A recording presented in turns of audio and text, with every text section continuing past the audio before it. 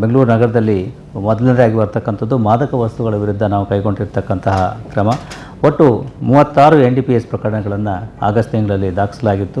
2 ವಿದೇಶಿ ಪ್ರಜೆಗಳು ಸೇರಿದಂತೆ ಒಟ್ಟು 42 ವ್ಯಕ್ತಿಗಳನ್ನು ನಾವು ಇದರಲ್ಲಿ ಬಂಧನ ಮಾಡಿದೆ ಮತ್ತು ಇವರುಗಳಿಂದ ಸುಮಾರು 37 kgಯಷ್ಟು ಗಾಂಜಾ, 600 ಗ್ರಾಮ್ ಅಫೀಮ್, 84 ಗ್ರಾಮ್ ಹೆರಾಯಿನ್, MDMA 324 ಗ್ರಾಮ್, ಟೈಡಲ್ ಮಾತ್ರೆಗಳು 100 ಈ ಸಂಖ್ಯೆಯ ಮಾದಕ ವಸ್ತುಗಳನ್ನು ನಾವು ವಶಪಡಿಸಿಕೊಂಡಿದ್ದೇವೆ. ಎರಡನೇದಾಗಿರ್ತಕ್ಕಂಥದ್ದು ಈ ಮಾದಕ ವಸ್ತುಗಳಲ್ಲದೆ ಬೆಂಗಳೂರು ನಗರದಲ್ಲಿ ಆಗ್ತಕ್ಕಂಥ ಬೇರೆ ಬೇರೆ ಕಾನೂನು ಬಾಹಿರ ಚಟುವಟಿಕೆಗಳ ಬಗ್ಗೆ ನಾವು ಕೈಗೊಂಡಿರ್ತಕ್ಕಂತಹ ಅನೇಕ ಕ್ರಮಗಳು. ಇದರಲ್ಲಿ ಒಟ್ಟು ಸುಮಾರು 211 ಪ್ರಕರಣಗಳನ್ನು ದಾಖಲಿಸಿ ಒಟ್ಟು 353 ಜನರನ್ನು ನಾವು ಬಂಧಿಸಿರ್ತಕ್ಕಂಥದ್ದು ಆಗಿದೆ. ಇದು ಮಟಕ, ಗ್ಯಾಂಬ್ಲಿಂಗ್, ಕ್ರಿಕೆಟ್ ಬೆಟ್ಟಿಂಗ್ ಮತ್ತು ಇಲಿಸಿಟ್ ಲಿಕ್ಕರ್, ಇಮಾರಲ್ ಟ್ರಾಫಿಕಿಂಗ್ ಆ್ಯಕ್ಟ್ ಅಂದರೆ ಈ ಹ್ಯೂಮನ್ ಟ್ರಾಫಿಕಿಂಗ್ ಇರ್ತಕ್ಕಂತಹ ಪ್ರಕರಣಗಳು, ಆರ್ಮ್ಸ್ ಆ್ಯಕ್ಟ್ ಕೇಸ್ಗಳು, ಎಸೆನ್ಷಿಯಲ್ ಕಮಾಡಿಟಿ ಟ್ಯಾಕ್ಸ್ಗಳು, ಈ ರೀತಿಯ ಎಲ್ಲ ಪ್ರಕರಣಗಳು ಇದರಲ್ಲಿ ಅಡಕವಾಗಿದ್ದಾವೆ. ಇನ್ನು ಬರೀ ಪ್ರಕರಣಗಳ ದಾಖಲಿಸೋದು ಅಷ್ಟೇ ಅಲ್ಲ, ನೀವು ಹೇಳಿದ ಹಾಗೆ ನಾವು ಮುಂಜಾಗ್ರತಾ ಕ್ರಮಗಳನ್ನು ಕೂಡ ಪ್ರಿವೆಂಟಿವ್ ಆ್ಯಕ್ಷನನ್ನು ತಗೊಳ್ಬೇಕಾಗ್ತದೆ. ಅದರಲ್ಲೂ ಮುಖ್ಯವಾಗಿ ರೌಡಿ ಚಟುವಟಿಕೆಗಳ ಬಗ್ಗೆ ಮತ್ತು ಇತರ ಈ ರೀತಿಯ ಏನು ಆರ್ಗನೈಸ್ಡ್ ಕ್ರೈಮ್ ಚಟುವಟಿಕೆಗಳು ನಡೀತವೆ ಅವುಗಳ ಬಗ್ಗೆ. ಆ ನಿಟ್ಟಿನಲ್ಲಿ ಕಳೆದ ತಿಂಗಳು ಬೆಂಗಳೂರು ನಗರದಲ್ಲಿ ಒಟ್ಟು 240 PR ಪ್ರಕರಣಗಳನ್ನು ನಾವು ದಾಖಲಿಸಿದ್ದೇವೆ. ಬೇರೆ ಬೇರೆ ರೌಡಿ ವ್ಯಕ್ತಿಗಳು ಮತ್ತು ಈ ರೀತಿ ಯಾರು ಹ್ಯಾಬಿಚುವಲ್ ವೃತ್ತಿಪರ ಅಪರಾಧಿಗಳು ಅಥವಾ ಆರೋಪಿಗಳಿದ್ದಾರೆ ಅಂಥವರ ಮೇಲೆ. ಹಾಗೆಯೇ ಈ ಯಾರು ಈ ರೀತಿ ಬಾಂಡೋರ್ ಆದಮೇಲೆ ಈ ಮುಚ್ಚಳಿಕೆಯನ್ನು ಉಲ್ಲಂಘನೆ ಮಾಡಿರ್ತಾರೆ ಅಂತಹ ವ್ಯಕ್ತಿಗಳಿಗೂ ಕೂಡ ಕ್ರಮ ಕೈಗೊಂಡು ಅದರಲ್ಲಿ 2 ವ್ಯಕ್ತಿಗಳ ವಿರುದ್ಧ ಕ್ರಮ ಕೈಗೊಳ್ಳಲಾಗಿದೆ. ಇವರಿಂದ 2 ವ್ಯಕ್ತಿಗಳಿಂದ 10,000 ಮತ್ತು ಇನ್ನೊಬ್ಬರಿಂದ 20,000 ಬಾಂಡ್ ಮೊತ್ತವನ್ನು ಅವರಿಂದ ಫೋರ್ಫಿಟ್ ಮಾಡಿಕೊಳ್ಳಲಾಗಿದೆ. ನಂತರ ಈಗಾಗಲೇ ತಮಗೆ ಗೊತ್ತಿರೋ ಹಾಗೆ ಈ LPR ಪ್ರಕರಣಗಳನ್ನು ನಾವು ಬೆಂಗಳೂರು ನಗರದಲ್ಲಿ ಸಾಕಷ್ಟು ಸಂಖ್ಯೆಯಲ್ಲಿ ಪತ್ತೆ ಹಚ್ತಾ ಇದ್ದೇವೆ. ಅಂದರೆ ಯಾರು ಆರೋಪಿಗಳು ನ್ಯಾಯಾಲಯಕ್ಕೆ ಹಾಜರಾಗದೇ ನ್ಯಾಯಾಂಗ ಪ್ರಕ್ರಿಯೆಯಿಂದನೇ ದೂರ ಇಳಿಲಿಕ್ಕೆ ಉಳಿತಾರೆ ಅಂಥವರನ್ನು ಪತ್ತೆ ಹಚ್ಚಿ 10 ವರ್ಷ 20 ವರ್ಷ ಯಾರು ತಲೆಮರೆಸಿಕೊಂಡಿದ್ದರು ಅಂಥವರನ್ನು ಪತ್ತೆ ಹಚ್ತಾ ಇದ್ದೀವಿ. ಆ ನಿಟ್ಟಿನಲ್ಲಿ ಕಳೆದ ತಿಂಗಳು ಒಟ್ಟು 32 ಈ LPR ಪ್ರಕರಣದಲ್ಲಿ ಭಾಗಿಯಾಗಿರ್ತಕ್ಕಂಥ ವ್ಯಕ್ತಿಗಳನ್ನು ನಾವು ಪತ್ತೆ ಮಾಡಿದ್ದೇವೆ. ಇದರಲ್ಲಿ ಕೊಲೆ ಯತ್ನ, ಹಲ್ಲೆ, ಕಳವು ಇತ್ಯಾದಿ ಪ್ರಕರಣಗಳು ಸೇರಿಕೊಂಡಿದ್ದಾವೆ. ಓಲ್ಡೆಸ್ಟ್ ಪ್ರಕರಣ ಅಂದರೆ 1994ರ ಒಬ್ಬ ವ್ಯಕ್ತಿ ಈ ಹಲ್ಲೆಗೆ ಸಂಬಂಧಪಟ್ಟಿರ್ತಕ್ಕಂಥ ಒಬ್ಬ, ಅದೇ ರೀತಿ 99ರಲ್ಲಿ ಒಂದು ಸುಲಿಗೆ ಪ್ರಕರಣದ ಒಬ್ಬ ವ್ಯಕ್ತಿ, ಹಾಗೆಯೇ ಕೊಲೆ ಪ್ರಕರಣದ ಕೆಲವು ವ್ಯಕ್ತಿಗಳು ಇದರಲ್ಲಿ ಶಾಮೀಲಾಗಿರ್ತಕ್ಕಂಥದ್ದು ಕಂಡುಬಂದಿದೆ.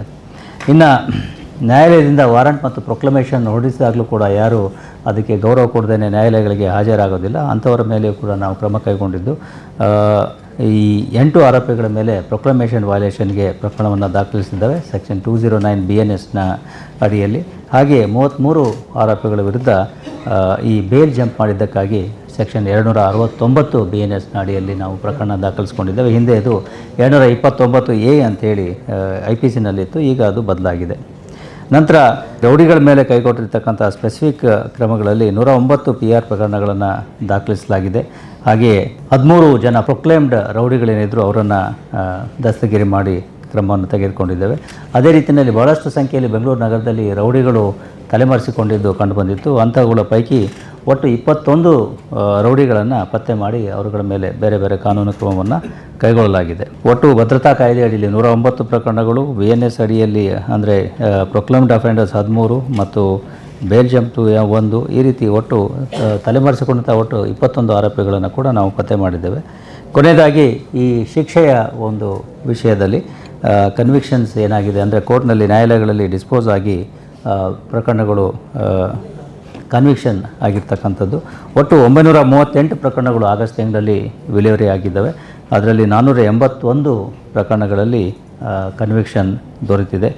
ಜೀವಾವಧಿ ಶಿಕ್ಷೆ ಅಥವಾ 14 ವರ್ಷಕ್ಕೂ ಮೇಲ್ಪಟ್ಟಿರ್ತಕ್ಕಂಥದ್ದು 6 ಪ್ರಕರಣಗಳಲ್ಲಿ 6 ಆರೋಪಿಗಳು ಮತ್ತು 10 ರಿಂದ 14 ವರ್ಷದ ಪ್ರಕರಣಗಳಲ್ಲಿ 1 ಪ್ರಕರಣದಲ್ಲಿ 1 ಆರೋಪಿ, 7 ರಿಂದ 10 ವರ್ಷ 1 ಪ್ರಕರಣ 1 ಆರೋಪಿ, ಹಾಗೆಯೇ 3 ರಿಂದ 7 ವರ್ಷ ಶಿಕ್ಷೆಯಲ್ಲಿ 1 ಪ್ರಕರಣ 1 ಆರೋಪಿ, 1 ರಿಂದ 3 ವರ್ಷ 2 ಪ್ರಕರಣ 3 ಆರೋಪಿಗಳು, 1 ವರ್ಷಕ್ಕಿಂತ ಕಡಿಮೆ 2 ಪ್ರಕರಣ 2 ಆರೋಪಿಗಳು.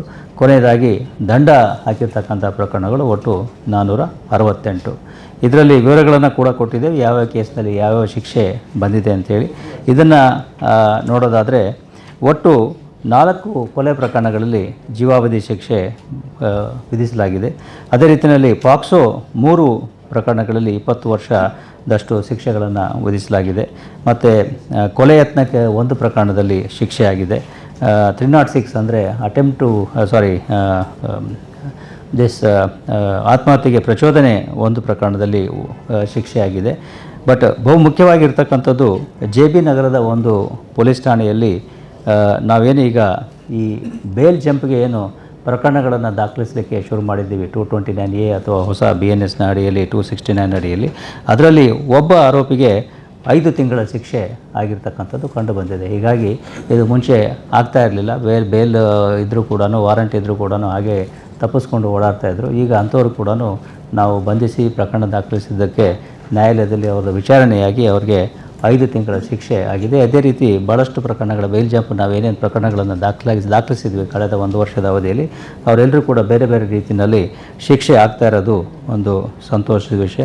ಹಾಗೆ ಈ ಹಲ್ಲೆಯ ಪ್ರಕರಣವೂ ಕೂಡ ಶಿಕ್ಷೆಯಲ್ಲಿ ಆಗ್ತಾಯಿದೆ. ಸಾಮಾನ್ಯವಾಗಿ ಹಲ್ಲೆ ಪ್ರಕರಣಗಳು ಅಲ್ಲೇ ಲೋಕ ಅದಾಲತ್ನಲ್ಲಿ ಕಾಂಪ್ರಮೈಸ್ ಆಗಿಬಿಡ್ತವೆ. ಒಬ್ಬ ವ್ಯಕ್ತಿಗೆ 4 ದಿವಸಗಳ ಶಿಕ್ಷೆಯನ್ನು ಕೊಟ್ಟಿದ್ದಾರೆ.